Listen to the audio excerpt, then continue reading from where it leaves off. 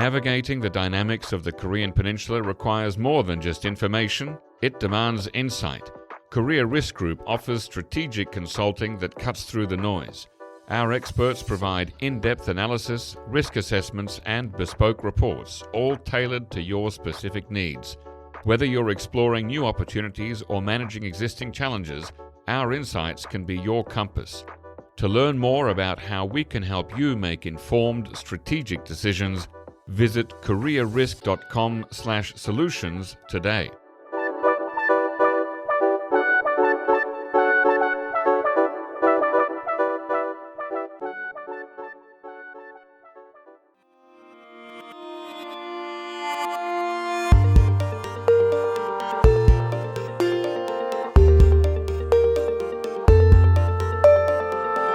Hello listeners and welcome to the NK News Podcast. I'm your host, Jacco Zwetsloot. Today it is Tuesday the 19th of August 2025 and I'm joined here in the NK News studio by Kim Jooheon. Jooheon, welcome back on the show. Thanks for having me. We have quite a few stories to get into, but yesterday was the 49th anniversary of something that we call the Panmunjom axe murder. Oh, yeah. Where American Captain Arthur Boniface and First Lieutenant Mark Barrett were beaten to death by axes by North Koreans in order to stop them from trimming a tree. Right. And that was on August 18th, 1976. They always have a memorial in Panmunjom for that. I presume they had one yesterday. Next year will be the Big 50, the 50th anniversary of that incident. One of the bloodiest and most violent incidents in the joint security area. Have you ever seen the film footage of that? Yeah, when I was very young, I watched that. Yeah. It's very poorly filmed. It's obviously the person who was filming that day did not expect so much movement, so the camera's darting from left to right and not really stopping long enough to get a full focused view of what's going on.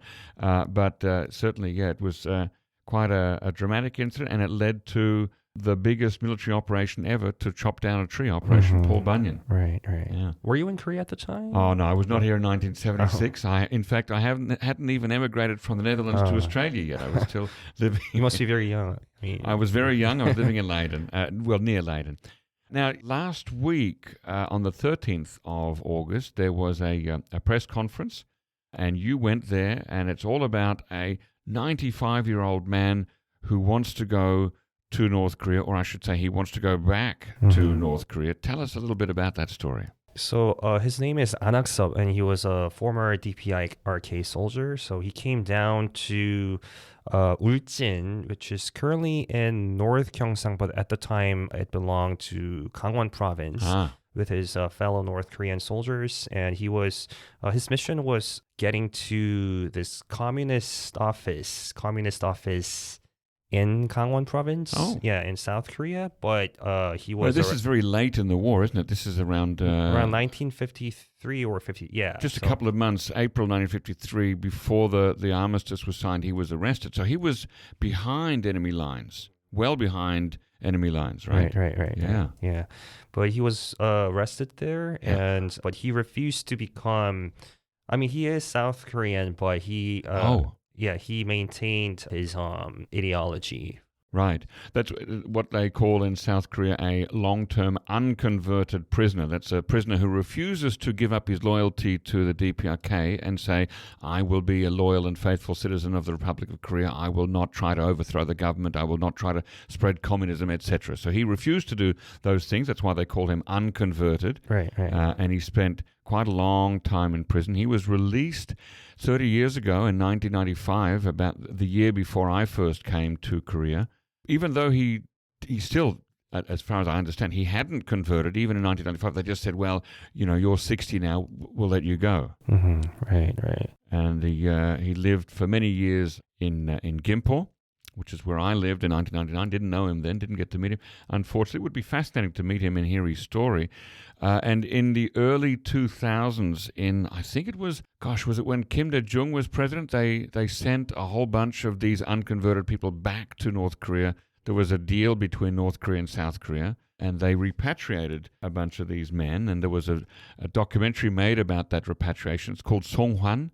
Have you seen that film? I have not. Very interesting. You can find the whole thing on YouTube, Songhwan or Repatriation, which is about the group of, I forget exactly how many, 20 or 30 or so of these North Koreans who remained loyal were handed back to North Korea, welcomed and treated as heroes. North Korea released a sheet of stamps, one for each of the men who handed back. But this guy, Ahn Hak-sop, he said in the early 2000s, I'm not going to go back. Why? Because he wanted to fight against the U.S. military. So he wanted U.S. military to get out of South Korea. And he was involved in a lot of protests. Right. From what I've heard. I mean, I don't know what he thought. I don't know what he realistically thought he was going to do, because he was already in his late 60s by then. But, somehow he said, I'm going to stay here in South Korea, and I'm not going to leave or go anywhere until the Americans leave the Korean Peninsula. And, well, they haven't left, and now he's 95, and he wants to be repatriated. Why? Because he's very old now. He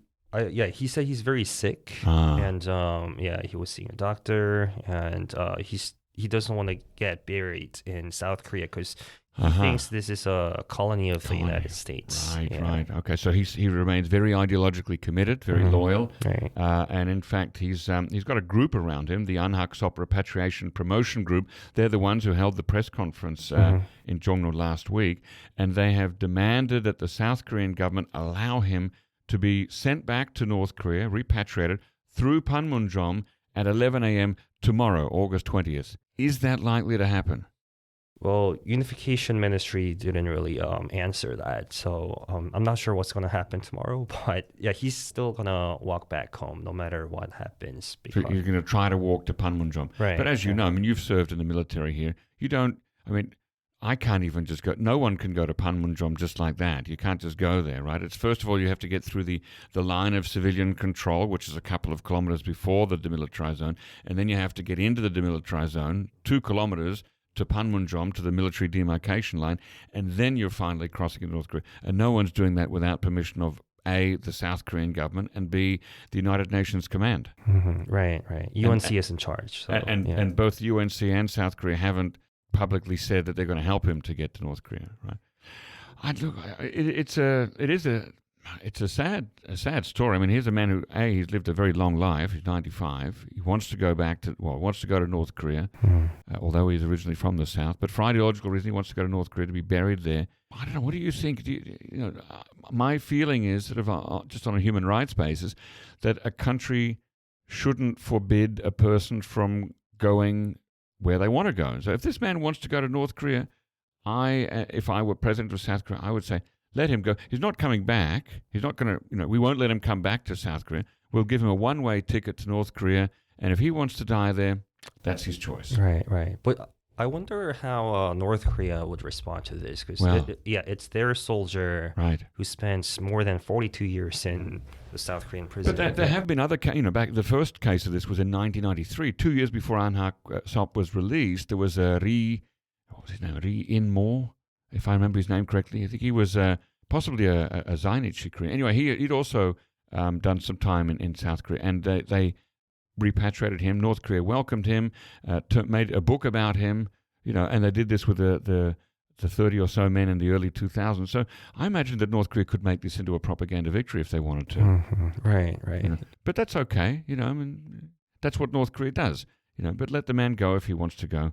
It's a sad case. He's still in People's Democratic Party. It's a political party in South Korea, but they call for United States Army to move back to the States. They do, right? Yeah. Okay. Well, let's see what happens tomorrow. Tomorrow is, by the way, I'm going to mention this. It's the National Civil Defense Drill tomorrow. Mm-hmm. Not at 11 o'clock when he wants to march over Panmunjom into North Korea. But at 2 p.m., we'll hear the air raid sirens, and for 20 minutes, we're supposed to stay off the streets and park our car by the side of the road. And if we're in a tall building, we're supposed to go to a shelter. Mm-hmm. Have you done this before last year? Last year, it was interesting. Last year, I was working from home, and so I looked at the map to see where the nearest shelter was, and it was in a bank building nearby. And I went to that building, and I said, so is this open for, people to come in to the shelter? And he said, no, it's only for those who work in the building. So So I'm not sure where I was supposed to go, and the building managers of the apartment that I live in also didn't know where I was supposed to go. So a lot of people don't take it very seriously anymore. Right. It's not that, Right. I think we'll find in this office building that people will continue to work at 2 p.m. tomorrow and not go anywhere. But yeah, that's one of those stories. Now, you were at the press conference last week by Ahn Hak-sop. There was another press conference given recently, this time by people who are defectors, refugees from North Korea to South Korea, a lot of whom send money to their families in North Korea, what they call remittances, to inter-Korean remittances. Statistics from NKDB, the database of North Korean human rights, led by Hana Song, who I've interviewed on the podcast a few times, they say their statistics show 41% of the escapees who they surveyed had sent money to families in North Korea at least once in the past 5 years. It's quite common, and they had a press conference. Why did they have that press conference? So NIS, National Intelligence Service, was in charge of these cases for a long time. But when you say in charge of, what do you mean?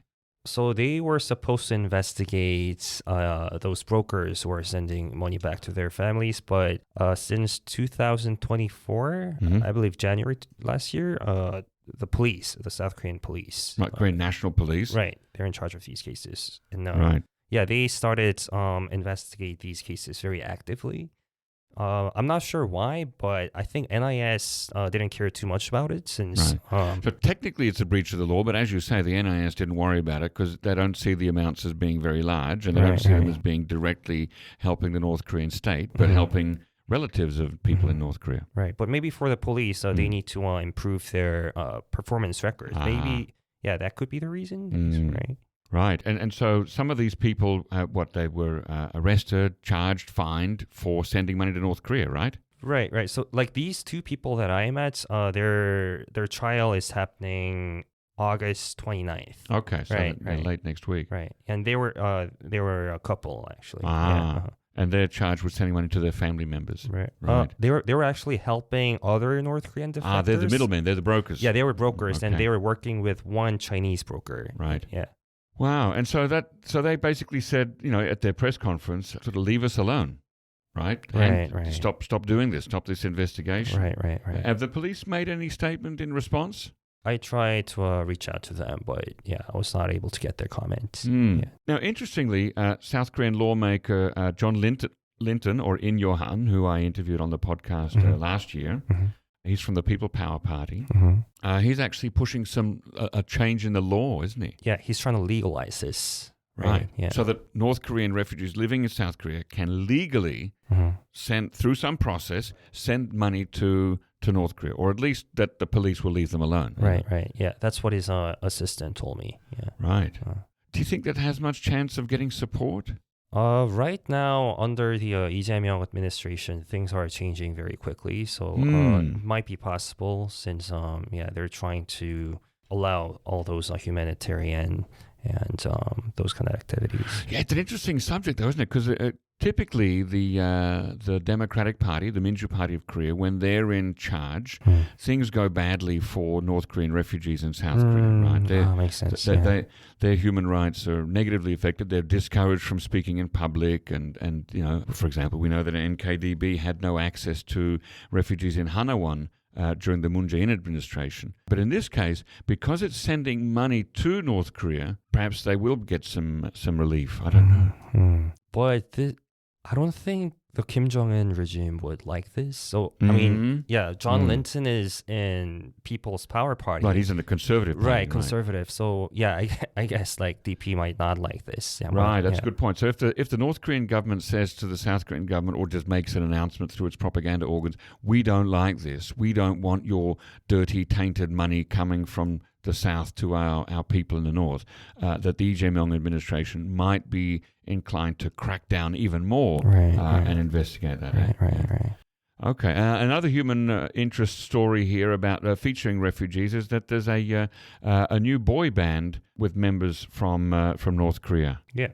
So two new K-pop boy bands, B-Boys and... two. Oh, yeah. B-Boys and Universe. They have some defector members. Right. So Universe has two defector members, And this group doesn't really have any South Korean artists.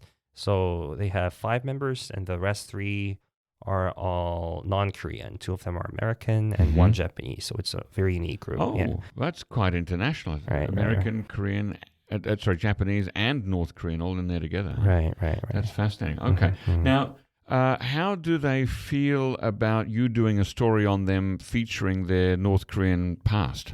So, yeah, I was not able to get the interview because they don't, it seems like they don't want themselves to be labeled as defector idol. Yeah, because so this is what their executive director told me. You mean their agency? Yeah, Right. their agency. Yeah, their agency. Yeah. So because if you put the label defector, it kind of sounds like like they only have to focus on North Korean music, right? So maybe that's the reason why they just want to be just regular K-pop idols instead of North Korean defector idol. Okay, but you know that they're defectors because they have actually talked about it in the media before, right? Before they debuted in a boy band, they've been on TV or in other Korean media talking about their one of them, for example, was homeless in North Korea, which, God, I can only imagine that hardship. But now that they've got this boy band, they're like, well, we want to kind of downplay that part of my story because it doesn't help. Right. Also, like a lot of K-pop idols, they go to China and Southeast Asia, and one of the music industry experts told me it could be a problem if they perform in China, like since like China is supposed to repatriate North Koreans, and okay, but surely they'd be traveling on a South Korean passport, right? So legally, it's not really a big deal, right. but I don't think so. I don't think there's any precedent. I don't think China have ever sent back a North Korean with a South Korean passport to North Korea, right? I don't think that's ever happened. Right.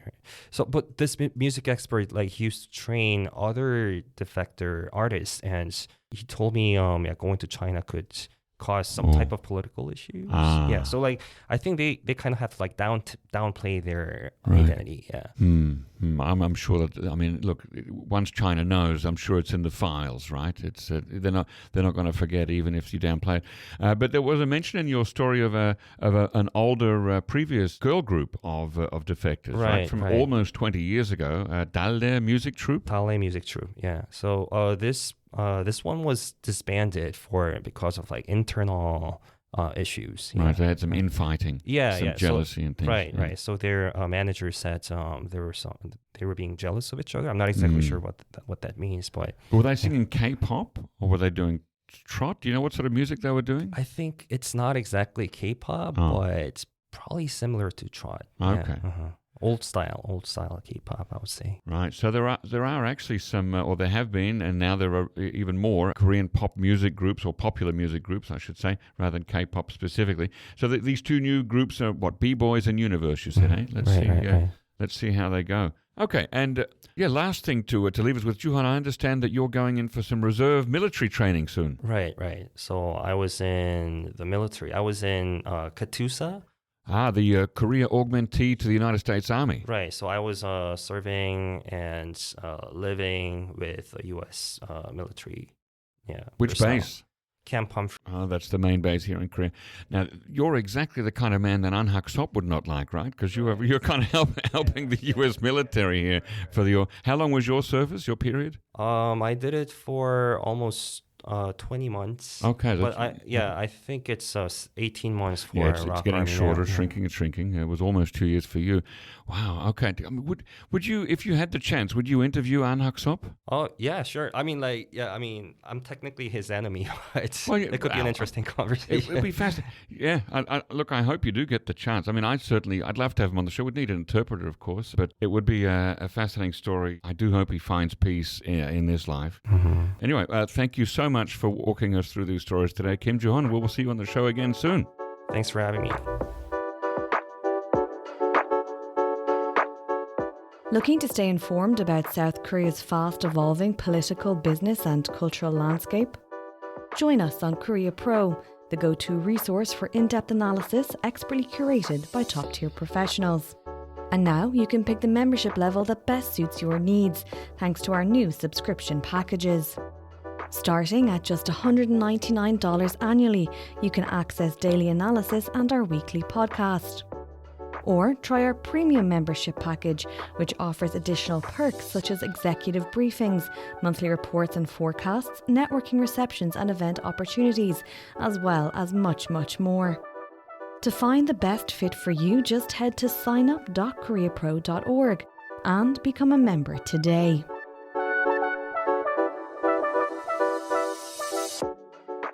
Ladies and gentlemen, that brings us to the end of our podcast episode for today. Our thanks go to Brian Betts and Alana Hill for facilitating this episode, and to our post-recording producer genius Gabby Magnuson, who cuts out all the extraneous noises, awkward silences, bodily functions, and fixes the audio levels. Thank you, and listen again next time.